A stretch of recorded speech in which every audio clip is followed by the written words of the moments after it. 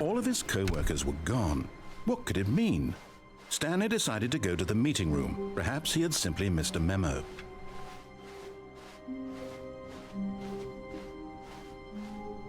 When Stanley came to a set of 2 open doors, he entered the door on his left.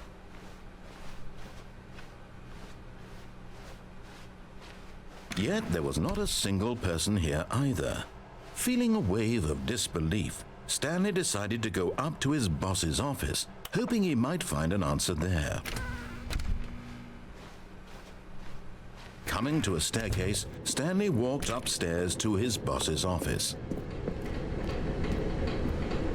But Stanley just couldn't do it. He considered the possibility of facing his boss. Admitting he had left his post during work hours, he might be fired for that. And in such a competitive economy, why had he taken that risk? All because he believed everyone had vanished? His boss would think he was crazy. And then something occurred to Stanley. Maybe, he thought to himself, maybe I am crazy. All of my co-workers blinking mysteriously out of existence in a single moment for no reason at all? None of it made any logical sense.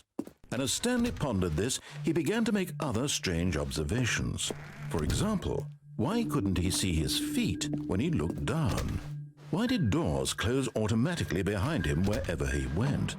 And for that matter, these rooms were starting to look pretty familiar. Were they simply repeating? No, Stanley said to himself, this is all too strange. This can't be real. And at last, he came to the conclusion that had been on the tip of his tongue. He just hadn't found the words for it. "I'm dreaming!" he yelled. "This is all a dream." Oh, what a relief Stanley felt to have finally found an answer, an explanation. His co-workers weren't actually gone. He wasn't going to lose his job. He wasn't crazy after all. And he thought to himself, I suppose I'll wake up soon. I'll have to go back to my boring real-life job pushing buttons. I may as well enjoy this while I'm still lucid. So he imagined himself flying and began to gently float above the ground. Then he imagined himself soaring through space on a magical starfield, and it too appeared. It was so much fun, and Stanley marveled that he had still not woken up. How was he remaining so lucid? And then perhaps the strangest question of them all entered Stanley's head. One he was amazed he hadn't asked himself sooner. Why is there a voice in my head dictating everything that I'm doing and thinking? Now the voice was describing itself being considered by Stanley, who found it particularly strange. I'm dreaming about a voice describing me, thinking about how it's describing my thoughts, he thought. And while he thought it all very odd and wondered if this voice spoke to all people in their dreams, the truth was that, of course, this was not a dream. How could it be? Was Stanley simply deceiving himself, believing that if he's asleep, he doesn't have to take responsibility for himself? Stanley is as awake right now as he's ever been in his life. Now, hearing the voice speak these words was quite a shock to Stanley. After all, he knew for certain, beyond a doubt, that this was in fact a dream. Did the voice not see him float and make the magical stars just a moment ago? How else would the voice explain all that? This voice was a part of himself too. Surely, if he could just... He would prove it.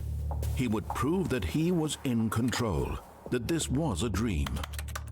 So he closed his eyes gently, and he invited himself to wake up. He felt the cool weight of the blanket on his skin, the press of the mattress on his back, the fresh air of a world outside this one.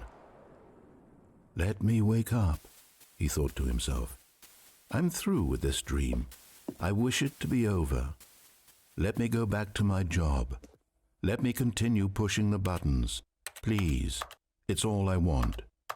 I want my apartment and my wife and my job. All I want is my life exactly the way it's always been. My life is normal. I am normal. Everything will be fine. I am okay.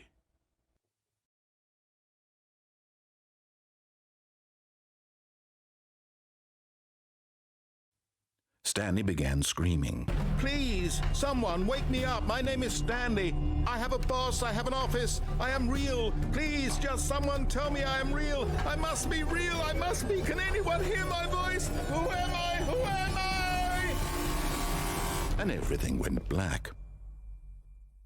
This is the story of a woman named Mariella. Mariella woke up on a day like any other. She arose, got dressed, gathered her belongings, and walked to her place of work.